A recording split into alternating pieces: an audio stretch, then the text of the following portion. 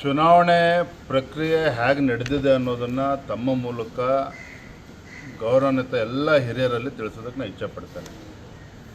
ನಾನು ರಾಜ್ಯದ ಅಧ್ಯಕ್ಷನಾಗಿ ಯಾವುದೇ ಜಿಲ್ಲೆಯ ಅಭಿಪ್ರಾಯವನ್ನು ಕೂಡ ಕೊಟ್ಟಿಲ್ಲ, ಕೊಡೋದಕ್ಕೆ ಅವಕಾಶವೂ ಕೂಡ ಇಲ್ಲ.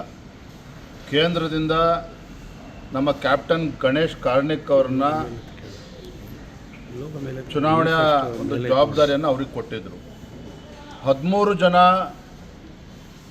ಅಬ್ಸರ್ವರ್ಸ್ನು ಕೂಡ ನೇಮಕ ಮಾಡಿದರು, ವೀಕ್ಷಕರನ್ನು.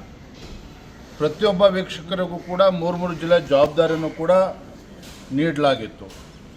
ಪ್ರತಿ ಜಿಲ್ಲೆಗೂ ಕೂಡ ಚುನಾವಣಾಧಿಕಾರಿ, ರಿಟರ್ನಿಂಗ್ ಆಫೀಸರ್ ಮತ್ತು ರಿಟರ್ನಿಂಗ್ ಆಫೀಸರ್ ಕೂಡ ನೇಮಕಾತಿ ಆಗಿದೆ.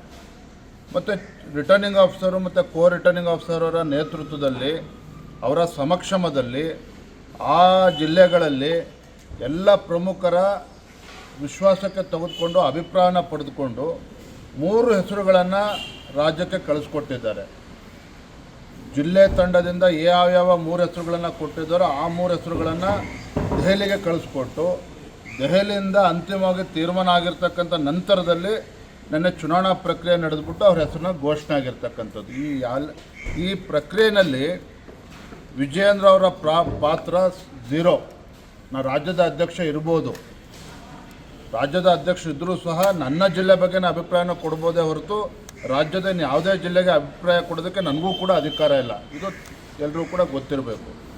ಕಾರಣ ಏನಂದ್ರೆ ಇಲ್ಲಿ ಯಾರನ್ನೂ ಕೂಡ ಸುಧಾಕರ್ನೂ ಕೂಡ ದೂಷಿಸೋಕ್ಕೆ ಹೋಗೋದಿಲ್ಲ.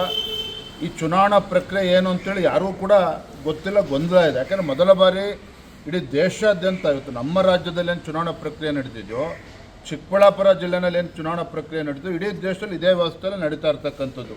ನಾನು ಹೊಸದಾಗಿ ಯಾವುದೋ ಒಂದು ಪ್ರಕ್ರಿಯೆ ಮಾಡೋಕ್ಕೆ ನನಗೂ ಕೂಡ ಅಧಿಕಾರ ಇಲ್ಲ. ಕೇಂದ್ರ ಎಲ್ಲವನ್ನೂ ಕೂಡ ಗಮನಿಸ್ತಾ ಇದೆ.